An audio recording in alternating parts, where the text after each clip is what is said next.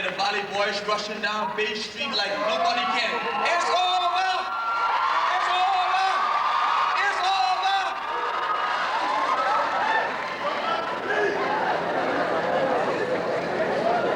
In the words of John Marks Templeton, success and failure are usually not the result of a single event.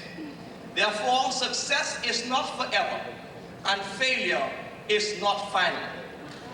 Mr. Franklin Wilson, Chairman of the College Council, other council members, Dr. Leon Higgs, President of the College of the Bahamas, Mr. William Gray, President of the United Negro College Fund, college administrators, lecturers, parents, well-wishers, fellow graduates, a pleasant good morning. Ladies and gentlemen, fellow graduates, I am humbled, and yet at the same time elated and honored to stand in this prestigious and coveted position to echo the response of the graduating class of 2003. Today we stand in this hallowed spot as history makers, as mighty conquerors and strong survivors. We stand today because we were able to defy the odds, to climb the hurdles and endure the ridiculous long lines of registration.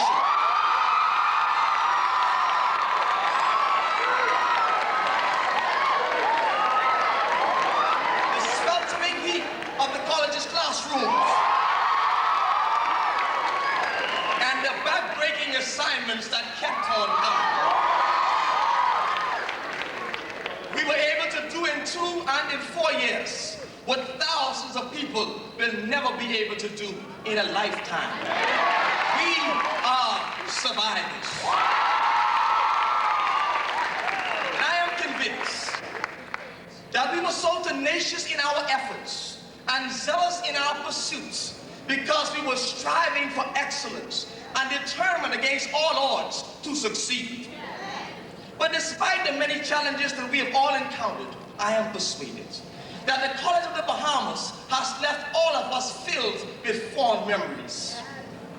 We can never forget the brilliance of Dr. Paula Grace Anderson, Dr. Ian G. Strong, and the other faculty members of the School of English Studies who so skillfully navigated us through the treacherous storms of English 119, 120, and especially 301.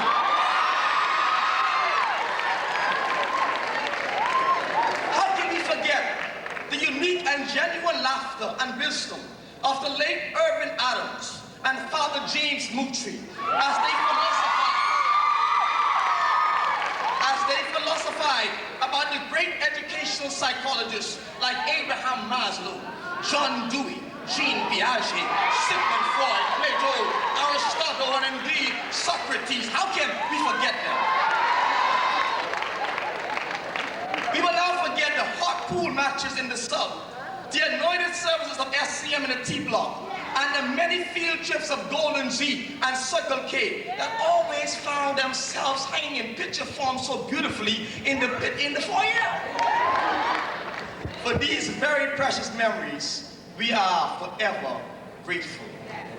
Fellow graduates, none of us has gotten where we are solely by pulling ourselves up from our own bootstraps. We got here because somebody bent down and helped us. Therefore, I would like to thank all of the families, teachers, and friends who played a pivotal role in our success here today. Thank you, lecturers.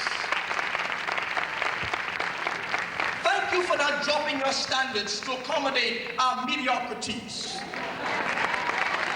You have challenged us to lift ourselves from the dungeons of shame to reign supreme among the children of men.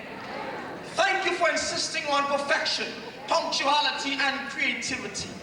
You are telling us indirectly that there is no place in the professional world for mediocre employees with nasty attitudes and low productivity. You were preparing us to be independent thinkers, versatile workers, and entrepreneurs, the likes of which the Bahamas is desperately in need of. Thank you for working us like PhD candidates.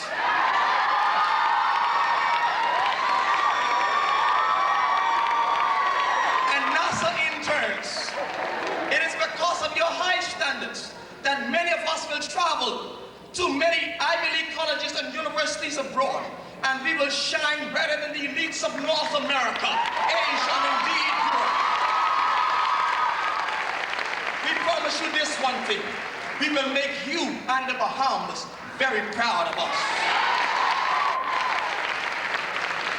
Mr. Chairman, fellow graduates, allow me a brief moment to publicly thank my dear mother, who traveled all the way from Andros to be here today.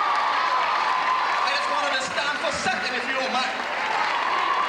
Please stand, mommy. That's all right over there in the yellow. Please get on the camera.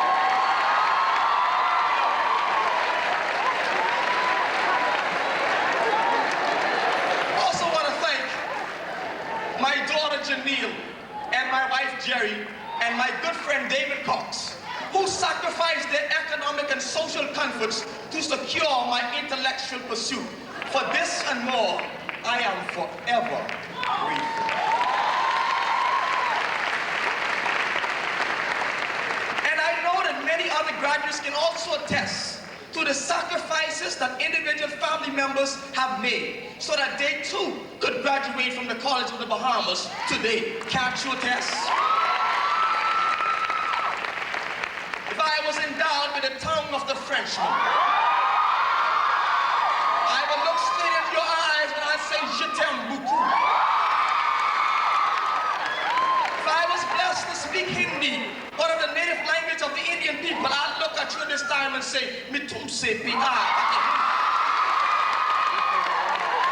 Or I could travel down to Brazil and speak Portuguese. I'd say to you, eu amo você muito.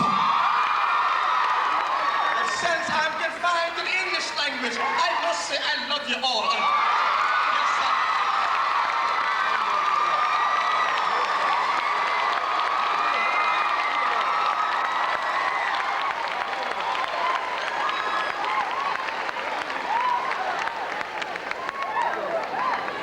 Fellow graduates, now that we have mastered college, it is my singular and sacred duty to challenge each of us to go on out and master our lives.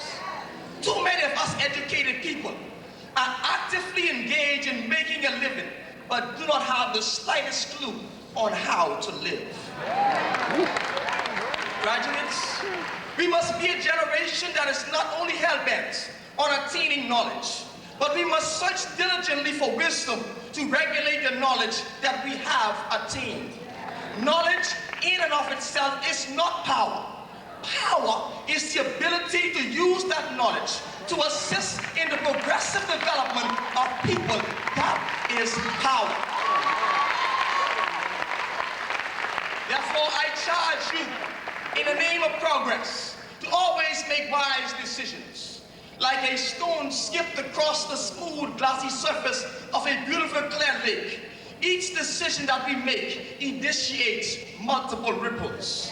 If we consider ourselves to be solid rocks, then we must cast ourselves into the oceans of life and make some giant ripples on the shores of the world. Fellow graduates, as we strive, I challenge each of us to search diligently for our true identity and purpose.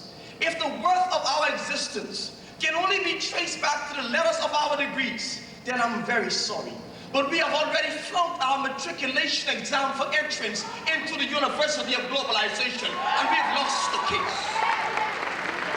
Let me then say to you, like Polonius said to Laertes in Shakespeare's Hamlet, this above all, to thine own self be true.